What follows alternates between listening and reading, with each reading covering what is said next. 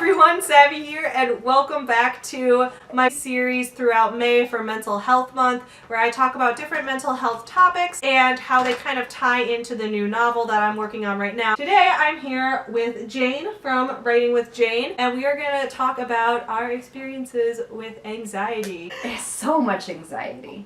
I don't know if this room can handle how much anxiety we have. My therapist diagnosed me with generalized anxiety, and then I went to see a psychiatrist because I thought that I might have OCD and need to be medicated for it. And they determined, yes. I have the same exact diagnosis. Oh, cool. Yeah. Yeah, because we're the same person.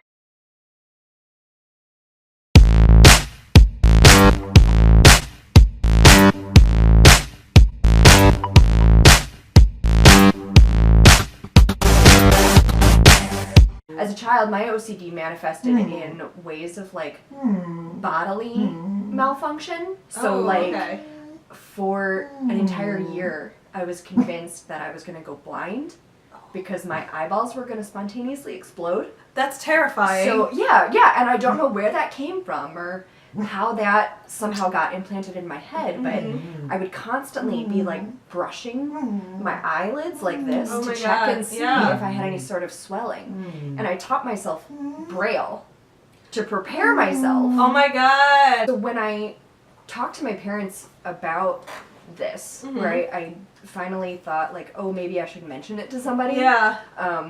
I asked them, do my eyes look weird? And when you say something like that, like as a child, it's an objectively funny thing to say. Yeah, you know, do my eyes look weird? Like, I don't know, do they? You know, like, so my parents laughed because, like, how do you respond to that? Yeah, like, how do you even answer? And me as a child didn't know exactly how to express myself in this way of being like, I think my eyeballs are going to explode because some unseen pressure is going to cause the goop inside to like dribble down my, you know, like how am I supposed to tell this in a reasonable way instead of just being dismissed? And I remember that being like the first time that I wouldn't talk about it to anybody because, and it wasn't their fault. It wasn't my parents' fault at all. Yeah. I wrote about this actually in my memoir class. I wrote about all the experiences I had growing up with this constant battle in my mind to try to sort of cope with it. And the memoir class helped me as an adult reflect upon that time, but then also relive it in a sort of way. And I had like a very visceral, emotional tie to it. For a lot of my life, I was convinced that like if I didn't squeeze a certain part of my neck, I would get cancer.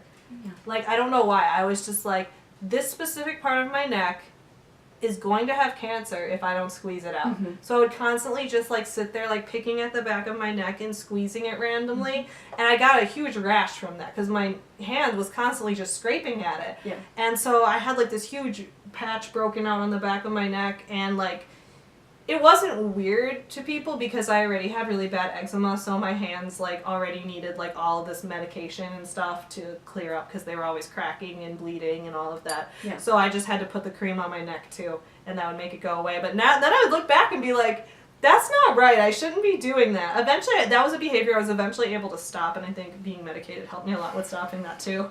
But I don't do that anymore. You mentioned your hands, like. Oh, I have so much hand-related stuff. I would wash my hands constantly. Like, they would get so bad that they would bleed.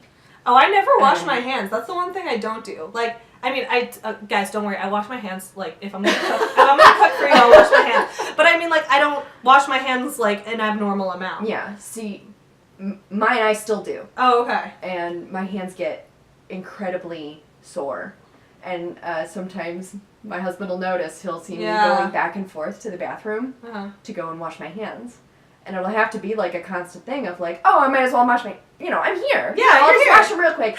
But my skin gets incredibly dried out. And it's not fun. Well, and like nobody asks for this. Nobody wants to be. Because my hand thing is like, this is so weird. And like, what I try not to tell people this, and now that I'm telling the entire internet this, you're gonna like not be able to unsee it. Once I tell people this, they can't not see it, which is that my hands are never in the same position at the same time. I can't have them be that way. Because at some point when I was younger, it hit me, there's a connection between, like, if you're, like, praying in church, right, and your hands are in the same position because you're holding, I can't even do it. You guys know what that looks like. And that means you're directly talking to God. I'm not even very religious, so, like, I don't even know where this came from. But, like, in my mind, I'm like, if I'm holding my hands in the same position at the same time, and I have a thought in my mind, such as, everybody I love is going to die, that means I said that directly to God, and now everybody in my life is going to die. So now, I just can't hold my hands in the same position at the same time. So, like, Tyler likes to mess with me with this, which, like, guys, it's cool. Tyler's a good guy. Like, we were able to mess around about it. So, like, sometimes he'll, like, try to, like, take my hands and pry them into different positions and watch me, like, move the other one into it. He'll be like, if my hands are like this, he'll take them and be like this, and then I'll be like, nope. So when I clap, it's, like, weird, like this, and stuff like that. So that's, like, my big one is that, like, that's the one I can't get over. Like, that one... Yeah.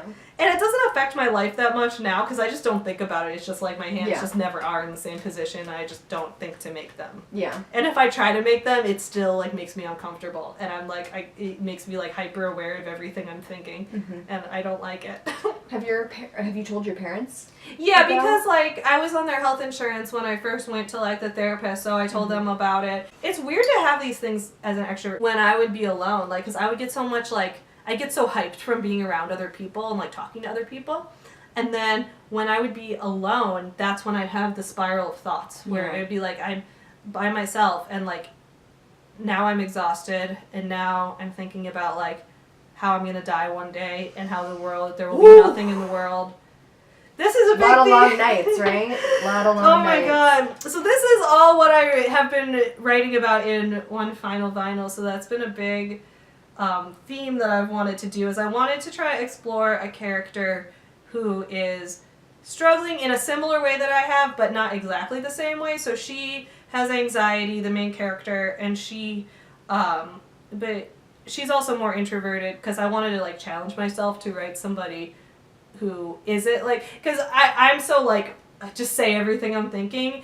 And so sometimes I'll have, like, very loud and very, like, forthcoming, direct characters. Like, if you read Sculpt Yourself, like, Amber's very in your face. And, like, that's how I am. So, like, that's what's natural to me. But I was like, I'm going to write a character who wants to hold her feelings back a lot. Because I wanted to try something different. Yeah. But I also wrote, she has a lot of the same, like, anxiety experiences that I do. Where she's, like, constantly worried that, like, will the mistakes I've made in my past continue to plague me for the rest of my life? Even though you can tell she's made really no mistakes. She's like an 18-year-old. She just finished high school and like essentially has done nothing in her life yet. But like is still always worried that like, you know, is this next step like, can I take this? Am I going to get closer to death from this? And just like internalizing all the depressing things around her and being like, is my life going to end up coming to nothing? And so she's got that struggle with herself constantly.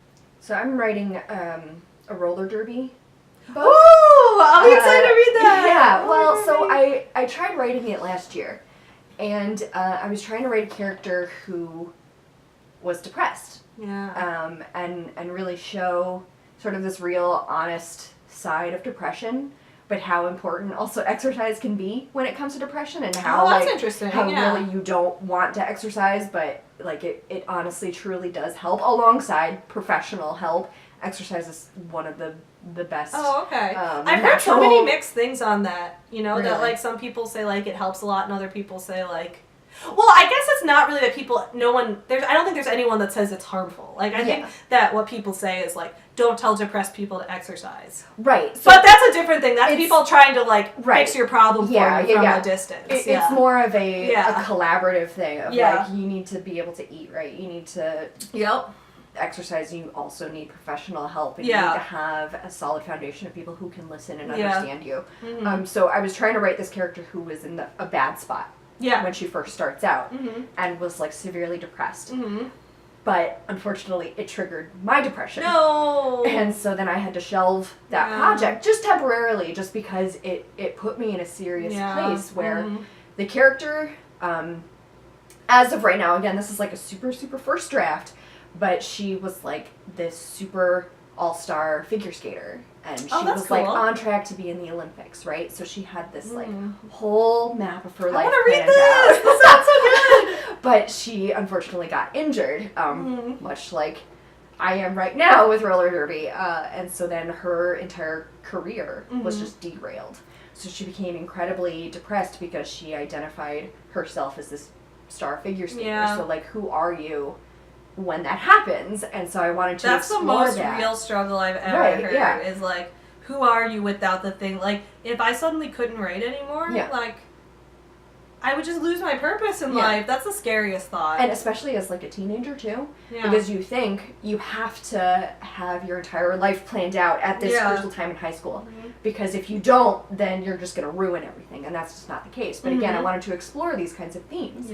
But coming as a person who had written 5 books, I was coming into this with high expectations and incredible imposter syndrome.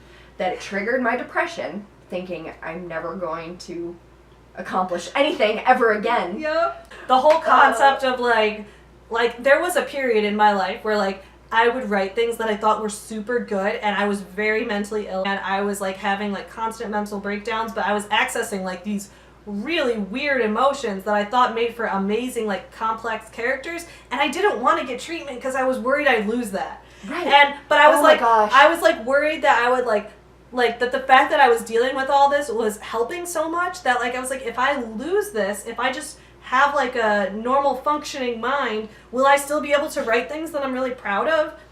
The answer is yes. You absolutely can still write when you're in a mentally healthy place. In fact, you will do a better job. So like the argument with Vincent van Gogh, where people say like, oh, his depression, his mental illness caused him to be this excellent artist, right? This amazing genius artist. And I wholeheartly disagree with that. That's like, I think he was an artist and he was mentally ill. Because like there was so much in my life that I was like, what if I like go back to writing basic rom-coms? And then like there's nothing wrong with basic rom-coms. I love them. But like as an edgy college hipster, I was so worried that like I was gonna it's like you feel like a sellout because you're like, oh, if I go get help for my mental illness, like, oh, then I'm not gonna be a true artist. It's like, oh, that's such bullshit. It's just bringing people down, and there's just still this stigma of not talking about your mental illness.